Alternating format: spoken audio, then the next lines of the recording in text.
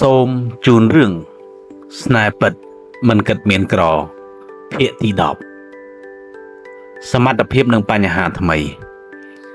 វីរៈបានឈ្នះតំណែងថ្មីនិងទទួលបានការទទួលស្គាល់ពីម្ដាយសុភ័ក្រប៉ុន្តែការកាន់កាប់តំណែងជាអ្នកគ្រប់គ្រងថ្មីមិនមែនជារឿងងាយស្រួលនោះទេតើគាត់អាចដោះស្រាយបញ្ហាដំបូងបំផុតក្នុងតួនាទីថ្មីនេះបានដែរឬទេការប្រឈមដំបូងក្នុងការងារសប្តាហ៍ដំបូងនៃតំណែងថ្មីវីរៈអង្គុយក្នុងការិយាល័យថ្មីខ្ញុំឈ្នះតំណែងនេះតែឥឡូវខ្ញុំត្រូវបង្ហាញថាខ្ញុំសមនឹងតំណែងនេះក្រុមការងារនិយាយគ្នាគាត់ទៅតែចាប់តំណែងថ្មីតើគាត់អាចដឹកនាំយើងបានល្អឬទេប្រធានក្រុមហ៊ុនវីរៈសូមចាប់ផ្ដើមដោយដោះស្រាយបញ្ហាបន្ទាន់មួយការចាក់ចែងរបស់អតិថិជនយើងបាត់បង់អតិថិជនសំខាន់ច្រើនណាស់ខែនេះវីរៈដកដង្ហើមធំបញ្ហាដំបូងខ្ញុំត្រូវស្វែងរកដំណោះស្រាយសុភ័ក្រជួយវីរៈនៅផ្ទះសុភ័ក្របងវីរៈឧបសគ្គអ្វីម្ដងនេះ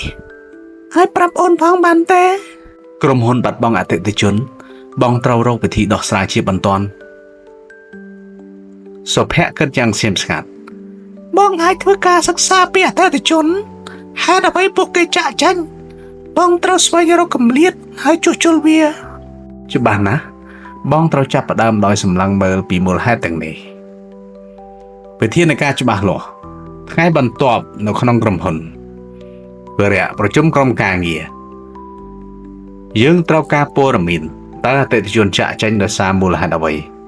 នាយកផ្នែកទីផ្សារអតិថិជនជាច្រើននិយាយថាយើងមានបញ្ហាផ្នែកសេវាកម្មវីរៈនិយាយថាយើងត្រូវបង្កើនគុណភាពសេវាកម្មនិងធ្វើឲ្យអតិថិជនមានការពេញចិត្តឡើងវិញវីរៈសរសេរវិធីសាស្ត្រនៅលើក្តារខៀន